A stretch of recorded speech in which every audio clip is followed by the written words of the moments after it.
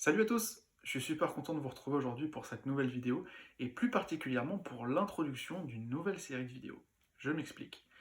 J'ai eu à cœur de vous partager un sujet très vaste. Ce sujet, c'est l'amour fraternel et l'amitié. Si j'avais voulu dire tout ce que je voulais dire sur ce sujet, la vidéo aurait été beaucoup trop longue si j'avais dû le faire en une seule fois. On aurait eu une vidéo de 30 à 40 minutes et ça aurait pas été buvable, ça aurait été beaucoup trop. Il y aurait eu trop d'informations en une seule vidéo et mon but c'est pas de vous perdre. C'est pour ça que j'ai décidé de plutôt faire plusieurs vidéos d'une dizaine de minutes pour que ça soit plus simple pour tout le monde. C'est pour ça qu'aujourd'hui, cette vidéo est l'introduction de cette nouvelle série qui parle donc d'amour fraternel et d'amitié. Et aujourd'hui, le titre de cette vidéo, c'est l'amour fraternel et l'amitié, qu'est-ce que c'est? On va vraiment chercher à décortiquer, à savoir ce que veulent dire ces deux notions, aussi bien dans notre société que dans la Bible et dans la vie de l'Église. On commence sans plus attendre. Dans la définition du dictionnaire, alors ça va dépendre de nos dictionnaires à chacun, bien sûr, mais dans mon dictionnaire, au mot amitié, j'ai trouvé la définition suivante. L'amitié, c'est l'affection qui lie deux personnes et qui ne se fonde ni sur les liens de parenté, ni sur les sentiments amoureux. Une définition assez simple. Vous en aurez peut-être une différente en fonction du dictionnaire que vous avez chez vous ou du dictionnaire auquel Internet vous mènera. Et à l'amour fraternel, j'ai trouvé une définition beaucoup plus courte dans le dictionnaire. L'amour fraternel dans le dictionnaire, c'est l'amour qui se rapporte à des frères et à des sœurs, au lien qui les unit. C'est tout simple. L'amour fraternel, c'est l'amour qu'il y a entre des frères ou des sœurs. Alors là, vous allez me dire, c'est bon Pierre, t'as répondu à la question, la vidéo elle est terminée, au revoir. Pas vraiment. J'avoue qu'il y a encore beaucoup de choses à dire. Moi ici, je vais aussi chercher à comprendre ce que c'est que l'amour fraternel dans la parole de Dieu et dans la vie de l'Église. Pour ça, on va essayer aussi de s'appuyer sur des textes de la parole, mais il y a tellement de textes qui parlent d'amitié et d'amour fraternel que l'on ne va pas pouvoir tous les voir aujourd'hui. C'est aussi pour ça que je tenais à faire ce sujet sous forme de série, pour que ça soit plus simple et pour que l'on puisse voir un maximum de références. Alors déjà, pourquoi est-ce qu'on parle d'amour fraternel entre nous chrétiens? Eh bien tout simplement, on dit que nous sommes frères et sœurs en Christ et que nous devons donc avoir cet amour fraternel en nous. C'est pareil, là vous allez me dire, Pierre, tu nous balances ça comme ça, c'est tout simple. Et vous pouvez peut-être aussi vous demander, mais est-ce que ça doit être pareil avec des chrétiens qu'on ne connaît pas, des chrétiens d'un autre pays, d'une autre région en France, qu'on n'a jamais vu? Ils sont considérés comme nos frères et sœurs en Christ, mais on doit aussi les aimer de cet amour fraternel. C'est des questions que, si je les ai notées, c'est que moi-même je me les suis posées en travaillant là-dessus. En fait, la réponse est toute simple. Jésus, il a donné sa vie pour nous tous, sans exception. Il n'a pas donné sa vie seulement pour, imaginons, un groupe de 10 personnes. Sur ce groupe de 10 personnes, Jésus n'a pas donné sa vie pour seulement 4 d'entre eux. Il a donné sa vie pour les 10. C'est pareil pour chacun d'entre nous sur cette terre. Il a donné sa vie pour nous tous. Et aussi, surtout, pour que nous soyons réconciliés avec le Père. C'est cet acte qui nous unit comme des frères et sœurs. L'acte du sang de Jésus versé à la croix, c'est ce qui nous unit comme des frères et sœurs. Et c'est là qu'on va prendre cette première référence, c'est 2 Corinthiens, donc si vous avez votre Bible à côté, une application, je vous invite à l'ouvrir, 2 Corinthiens chapitre 5, et on va commencer au verset 15. Au verset 15, il est donc dit « Et s'il est mort pour tous, c'est afin que ceux qui vivent ne vivent plus pour eux-mêmes, mais pour celui qui est mort et ressuscité pour eux. Ainsi, désormais, nous ne percevons plus personne de manière humaine, et si nous avons connu Christ de manière purement humaine, maintenant, nous ne le connaissons plus ainsi. Si quelqu'un est en Christ, il est une nouvelle créature, les choses anciennes sont passées, voici, toutes choses sont devenues nouvelles, et tout cela vient de Dieu, qui nous a réconciliés avec lui, par Jésus-Christ, et qui nous a donné le ministère de la réconciliation. » Alors par là, le ministère de la réconciliation veut dire annoncer cette réconciliation. C'est aussi ça qu'on veut dire dans annoncer la bonne nouvelle. La bonne nouvelle que nous sommes réconciliés avec Dieu par le sang de Jésus qui est versé à la croix. C'est donc ça que veut dire la notion de ministère de la réconciliation. Verset 19. En effet, Dieu était en Christ, il a réconcilié le monde avec lui-même, en ne chargeant pas les hommes de leurs fautes. Et il a mis en nous la parole de la réconciliation. Nous sommes donc des ambassadeurs pour Christ, comme si Dieu adressait par nous son appel. Nous supplions au nom de Christ, soyez réconciliés avec Dieu. Amen. Dans la parole, il est dit que nous sommes les frères et sœurs de Jésus. Et ça, c'est écrit Marc, dans le livre de Marc, au chapitre 3. Donc on va aller chercher Marc. Ça sera du verset 31 au verset 35. Je commence donc au verset 31. Sa mère et ses frères arrivèrent donc. Ils se tenaient dehors et l'envoyèrent appeler.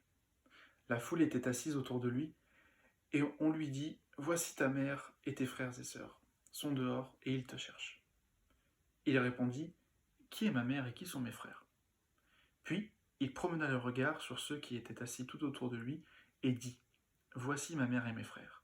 En effet, celui qui fait la volonté de Dieu, celui-là est mon frère, ma sœur, ma mère. » Il est aussi écrit dans Hébreux chapitre 2 verset 11. Dans ce passage que nous allons lire, il est écrit que Jésus est devenu notre frère car il a pris notre condition humaine. On va aller chercher Hébreux chapitre 2 verset 11. De fait, celui qui procure la sainteté et ceux qui en bénéficient ont tous une seule et même origine. C'est pourquoi il n'a pas honte de les appeler ses frères. Alors, oui, peut-être que certains sont en train de se dire « Oh, c'est trop cool, on est des frères et sœurs de Jésus, tout ça. » Mais c'est important de s'appuyer sur le verset 35 de Marc 3, où il est écrit que nous sommes des frères et sœurs en Christ si nous suivons la volonté de Dieu. Je vais le reprendre rapidement. Marc 3, le dernier verset, le verset 35. En effet, celui qui fait la volonté de Dieu, celui-là est mon frère, ma sœur, ma mère. J'ai noté une petite remarque en dessous qui me fait sourire, mais j'ai noté que parfois, des amis qu'on a, que ce soit des chrétiens ou non, qui soient engagés avec Dieu ou non, on les appelle nos frères. On dit ouais frère, ceci, cela. Moi-même, hein, si je l'ai noté, c'est parce que je le fais. Et j'ai noté cette remarque parce que ça m'a fait rire. Dans l'église, en fait, quand on appelle un ami frère, c'est un langage de notre génération, vraiment, mais quand on appelle un ami frère, du coup, il y a deux sens. Il y a le sens vraiment, le côté pote, dans lequel on l'appelle, et le côté frère en Christ.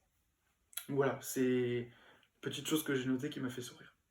Maintenant, je vais arriver vers la fin, et il y a 3 choses que j'ai notées, et qui sont importantes pour persévérer dans l'amour fraternel.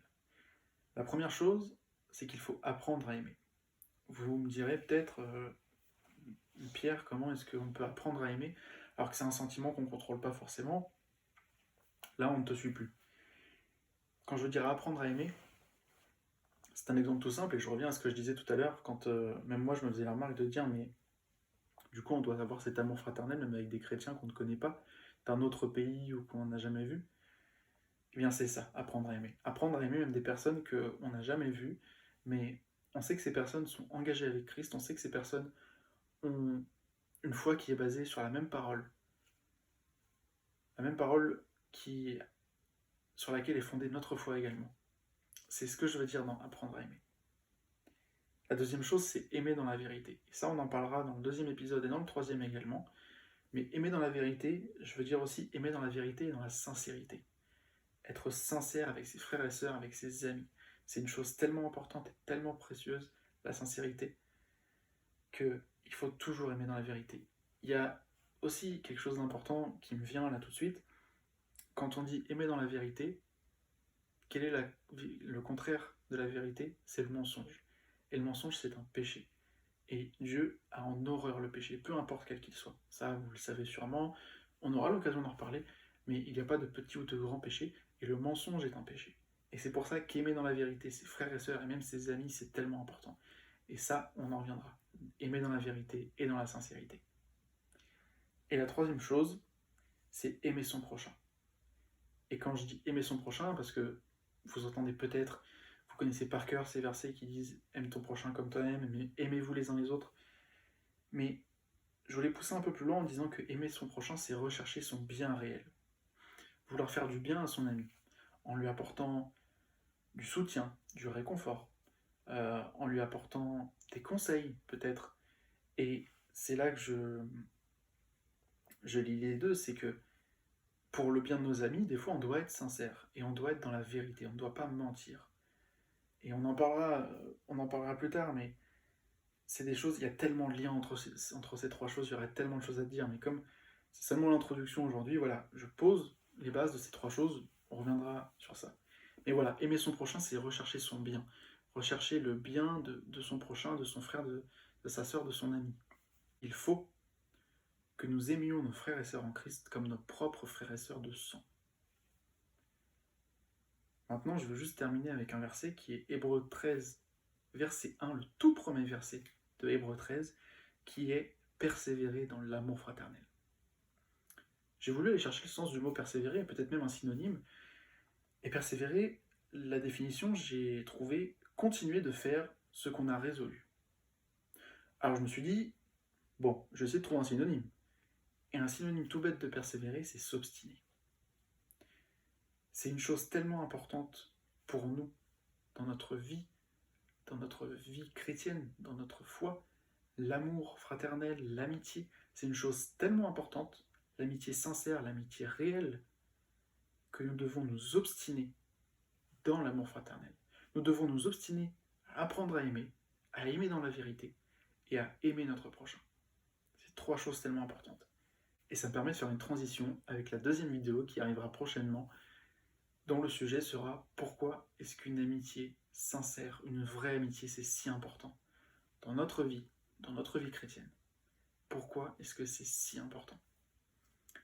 Je vous remercie d'avoir regardé cette vidéo, je suis vraiment content d'avoir pu introduire ce sujet aujourd'hui, et j'ai hâte de pouvoir vous partager les prochains grands titres de ce sujet que je vais aborder avec vous. Donc voilà, je vous dis à la prochaine, prenez soin de vous, soyez bénis, et au revoir à tous.